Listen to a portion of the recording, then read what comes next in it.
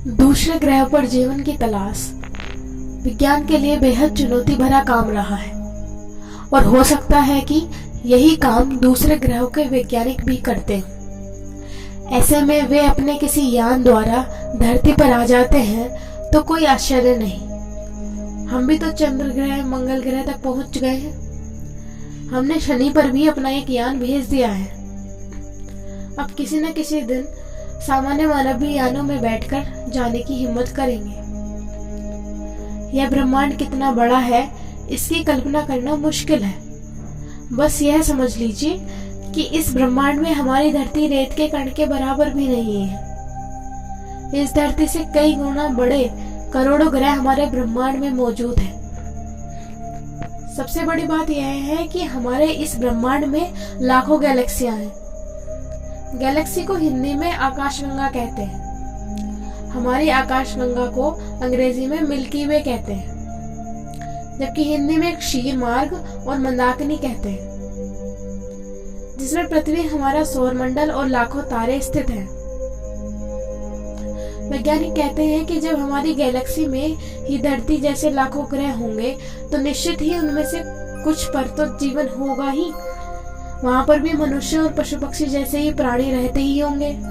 हो सकता है कि उनमें से कुछ हमारी सोच से कमजोर हो और कुछ मनुष्य जाति से कई गुना बुद्धिमान और टेक्नोलॉजी में संपन्न हो।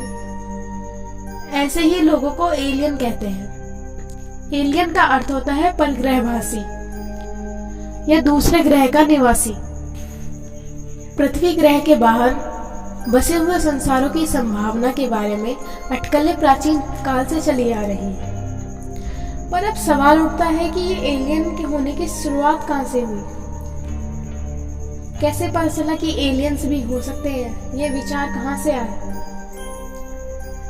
कुछ 2000 साल पहले की बात है, जब ना तो स्पेस ऑब्जर्वेटरी थी और ना ही अंतरिक्ष यान की कल्पना की गई थी। उस समय एक यूनानी लेखक ल्यूशियस द्वारा लिखी गई द ट्रू हिस्ट्री नामक किताब में पृथ्वी से दूर जीवन होने का जिक्र मिलता है।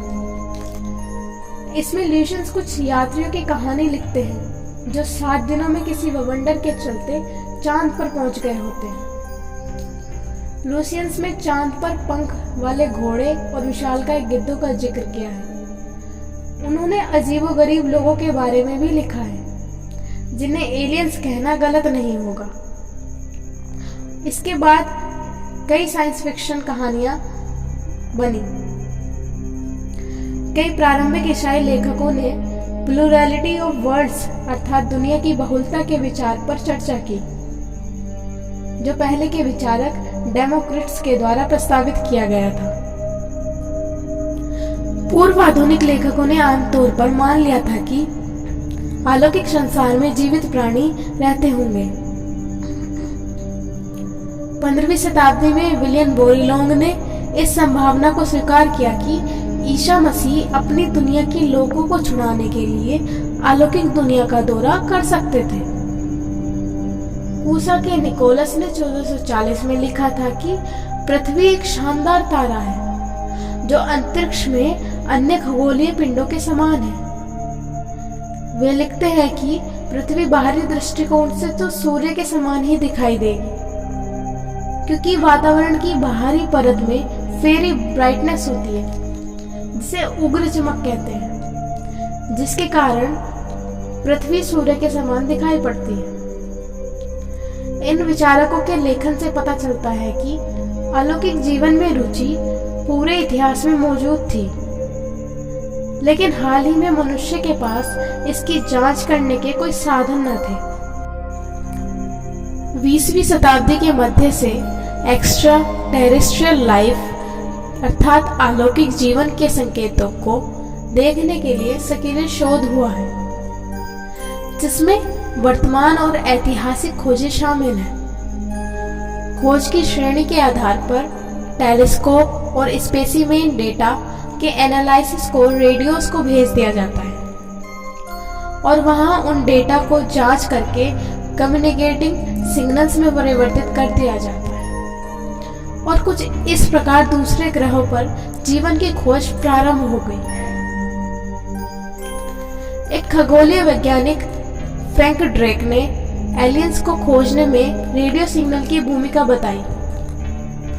उन्होंने कहा, एक सौर मंडल से दूसरे सौर मंडल को सिग्नल भेजने के लिए विश्व युद्ध के दौरान जो रेडियो तकनीक बनाई गई थी उसका उपयोग किया जा सकता है।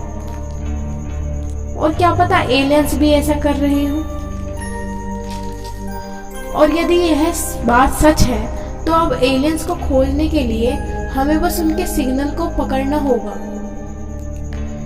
बीते 4 दशकों से सेथ शोस्टैक रेडियो से सिग्नल प्राप्त करने की कोशिश में लगे हुए हैं और एक दिन उनकी खोज के दौरान उन्हें कुछ आवाज सुनाई दी। हालांकि ये कोई विमान भी हो सकता था।